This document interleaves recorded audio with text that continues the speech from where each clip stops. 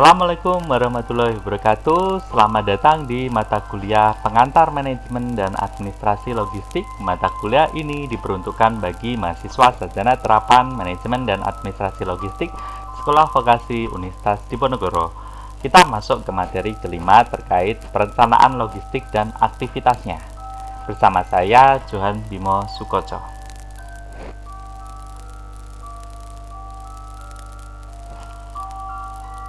Kita masuk ke kegiatan-kegiatan dalam perencanaan atau planning, karena ini merupakan fungsi utama di dalam fungsi logistik.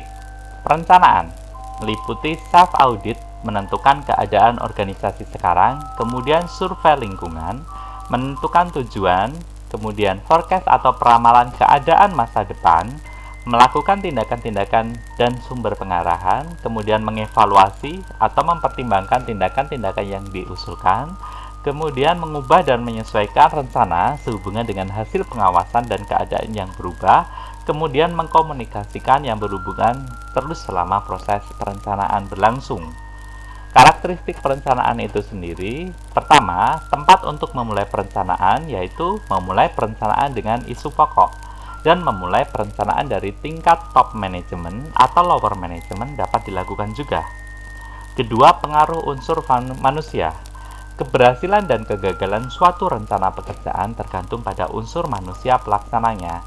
Ketiga, susunan komponen-komponen di mana perencanaan mengandung jenis isu variabel yang berubah-ubah dan konstan atau tetap. Selain itu juga mengandung faktor tangible atau tampak dan intangible, tidak tampak. Kemudian proses perencanaan tentatif atau percobaan yang dimulai dengan berangsur-angsur, data dan permulaan yang diperhalus, diintegrasikan, ditambah atau dikurangi. Beberapa rancangan perencanaan diawali dengan pertanyaan 5W, 1H. Why, mengapa, what, apa, where, di mana, when, kapan, who, siapa, dan how, bagaimana. Why? Mengapa? Mengapa harus dilakukan kegiatan tersebut? Mengapa harus dilakukan kegiatan pengadaan barang? Mengapa harus dilakukan kegiatan persediaan barang? Mengapa harus dilakukan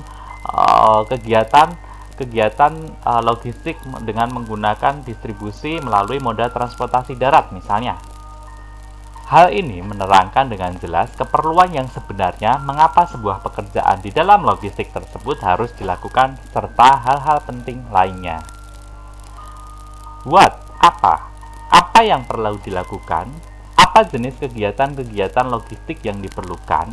Apa jenis kegiatan-kegiatan di dalam penyimpanan atau di dalam persediaan barang yang diperlukan? Kemudian, apa mesin-mesin logistik, material handling yang diperlukan di dalam pekerjaan ini? Apa alat-alat moda transportasi yang digunakan di dalam penyaluran distribusi logistik? Ini akan dijawab di dalam pertanyaan ini. Berikutnya adalah where, di mana pekerjaan itu akan dilakukan. Di mana pekerjaan logistik itu dilakukan? Apakah di pergudangan? Apakah di kontainer? Apakah di pelabuhan? Atau apakah di tempat-tempat yang lain? Hal ini menekankan pada pertimbangan tempat atau lokasi suatu pekerjaan akan dilaksanakan. Semisal suatu pekerjaan akan dilakukan di dalam kantor, kemudian di lapangan, di pelabuhan, di bandara, atau di kantor cabang. Yaitu siapa yang akan melaksanakannya? Siapa yang akan melaksanakan kegiatan logistik ini? Siapa yang akan melaksanakan kegiatan pergudangan ini? Apakah supervisor pergudangan? Apakah warehouse supervisor atau staff atau operator? Dan lain sebagainya. Pertanyaan ini dirancang untuk mengungkapkan jenis dan tersedianya keahlian dan pengalaman yang diperlukan untuk melaksanakan pekerjaan. Kalian masih ingat dengan job description dan job spesifikasi atau spesifikasi pekerjaan dan deskripsi pekerjaan? Job description memuat tentang deskripsi pekerjaan yang akan dilakukan. Misalnya supervisor warehouse atau warehouse supervisor atau supervisor pergudangan ini, deskripsi pekerjaannya ialah melakukan pengecekan peralatan-peralatan di pergudangan, kemudian memastikan persediaan barang yang ada di pergudangan dapat tersedia dengan baik, kemudian menentukan metode penyimpanan, apakah FIFO atau LIFO, dan lain sebagainya. Kemudian job specification, misalnya seorang warehouse supervisor dipersyaratkan memiliki kualifikasi D4 atau S1, sarjana terapan manajemen dan administrasi logistik, atau sarjana lain yang berhubungan dengan logistik. Nah, ini akan dijawab di pertanyaan siapa yang akan melaksanakan. Berikutnya adalah how, bagaimana cara mengerjakan sebuah pekerjaan itu. Pertanyaan ini berkaitan dengan siapa yang akan mengerjakan pekerjaan logistik, bagaimana cara mengerjakan pekerjaan logistik ini, bagaimana cara melakukan penyimpanan persediaan barang, bagaimana metode yang dilakukan di dalam penyimpanan persediaan barang, apakah FIFO, LIFO, atau dengan metode yang lain, bagaimana cara distribusi barang, apakah menggunakan metode-metode tertentu, bagaimana cara pengiriman barangnya. Pertanyaan ini mengarahkan perhatian kepada cara yang diusulkan dalam menyelesaikan pekerjaan. Berikutnya kita akan mengkaji terkait kegiatan logistik. Jadi kegiatan logistik terdiri dari dua proses besar, yaitu inbound logistik dan outbound logistik. Inbound logistik dilakukan sebelum kegiatan produksi, di mana pengelolaannya disebut dengan manajemen material. Terdapat kegiatan akuisisi, yaitu proses pembelian bahan baku. Sedangkan outbound logistik dilakukan setelah kegiatan produksi, di mana pengelolaannya disebut manajemen distribusi. Terdapat proses product scheduling, yaitu kegiatan jadwal produksi. Ruang lingkup logistik dari kegiatan kunci logistik itu sendiri, yaitu menurut Sutarman ada 4 kegiatan kunci logistik. Pertama, penerapan standar pelayanan, yaitu customer service. Kedua, manajemen transportasi. Ketiga, manajemen persediaan. Dan yang keempat, pemrosesan pesanan. Penerapan standar pelayanan atau customer service, di mana standar pelayanan dilakukan dengan cara kerjasama dengan bagian pemasaran untuk menetapkan keinginan dan keperluan pelanggan untuk pelayanan logistik, merespon pelanggan untuk dilayani, dan tingkat pelayanan kepada pelanggan. Standar pelayanan kepada pelanggan adalah kunci awal yang harus menetapkan tingkat keluaran dan derajat kesiapan logistik dalam merespon harapan pelanggan. Tingkat pelayanan pelanggan yang tinggi, maka ongkos logistik juga tinggi, demikian juga sebaliknya. Problem dalam menetapkan standar pelayanan ialah pada tingkat pelayanan berapakah agar perusahaan dapat memperoleh keuntungan yang wajar dan pelanggan masih dapat mendapatkan kepuasan dengan batas yang wajar tersebut. Kemudian yang kedua, kegiatan kuncinya adalah manajemen transportasi. Memilih moda dan pelayanan transportasi, mengkonsolidasikan angkutan, rute angkutan, jadwal kendaraan, kemudian pemilihan perlengkapan atau moda, pemrosesan keluhan melalui delivery ini, kemudian audit tarif angkutan. Ini akan kalian pelajari di mata kuliah manajemen transportasi logistik. Transportasi sangat penting dalam logistik karena dapat menyerap ongkos logistik yang besar. Ongkos kegiatan transportasi ini dapat mencapai setengah hingga 2/3 dari total ongkos logistik. Jadi, perlu mendapatkan perhatian serius dalam manajemen agar berjalan efisien, sehingga perlu diimbangi pengeluaran ongkos yang efisien juga.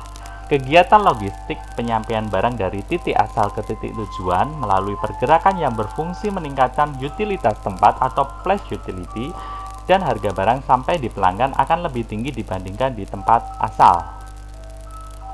Yang ketiga adalah manajemen persediaan. Kegiatan kunci ini meliputi kebijakan penyediaan bahan baku dan barang jadi, peramalan penjualan jangka pendek, bauran produk pada titik simpan, sampai just in time, strategi dorong dan tarik. Ini ada di mata kuliah manajemen persediaan atau inventory management. Akan kalian pelajari di mata kuliah manajemen persediaan atau inventory management tersebut. Terjaminnya persediaan bahan baku akan berakibat tidak terhambatnya aktivitas produksi. Walaupun pesanan dari pemasok belum datang, namun jika persediaan barang jadi cukup, maka akan menjamin ketersediaan barang untuk keperluan pelanggan. Berkaitan dengan manajemen persediaan ini, persediaan memiliki fungsi dalam meningkatkan utilitas waktu atau time utility karena nilai barang yang disimpan dan setelah penyimpanan akan memiliki nilai yang berbeda. Keempat yaitu pemrosesan pesanan. Kegiatan kunci di dalam logistik ini meliputi prosedur interface antara penjual dengan persediaan dengan metode penyampaian informasi pesanan dan aturan pemesanan. Pemrosesan pesanan, di mana faktor ongkos untuk pemrosesan pesanan memainkan peranan yang lebih kecil dibandingkan transportasi dan persediaan. Namun demikian, pemrosesan pesanan ialah elemen penting untuk menentukan waktu total dalam melakukan pelayanan kepada pelanggan, di mana kegiatan ini dapat sebagai pemicu pergerakan produk dan jasa hingga sampai di tangan pelanggan. Berikutnya, kita mempelajari mengenai kegiatan pendukung dari logistik. Setelah kita mempelajari 4 kegiatan kunci dari logistik, selanjutnya Sutarman menyebut terdapat 6 kegiatan pendukung dari logistik yang terdiri dari pergudangan, penanganan material, pembelian, kemasan pelindung, kerjasama dengan bagian produksi, dan pemeliharaan informasi. Pertama, pergudangan. Pergudangan di sini kegiatannya menentukan luas dan volume gudang, tata letak stok, konfigurasi gedung, sampai penempatan stok. Kemudian penanganan material. Kegiatannya berupa pemilihan perlengkapan, kebijakan penggantian perlengkapan, prosedur order packing, sampai penyimpanan stok. Pembelian. Pembelian di sini meliputi pemilihan sumber pasokan, menentukan saat pembelian, sampai jumlah pembelian. Keempat, kegiatan kemasan pelindung. Kegiatan ini meliputi penanganan, penyimpanan, dan melindungi barang dari kerusakan dan kehilangan. Kemudian, kegiatan kelima yaitu kerjasama dengan bagian produksi.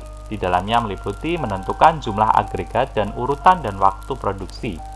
Dan kegiatan keenam yaitu pemeliharaan informasi. Di dalamnya meliputi mengumpulkan, menyimpan, dan mengolah informasi, menganalisis data, sampai dengan prosedur pengendalian.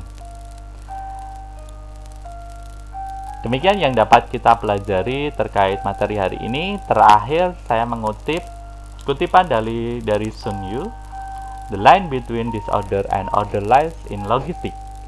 Garis antara kekacauan dan ketertiban terletak pada logistik. Saya Johan Bimo Sukoco. Tidak lupa mengingatkan kalian untuk subscribe di channel ini untuk mengikuti kelas-kelas logistik berikutnya.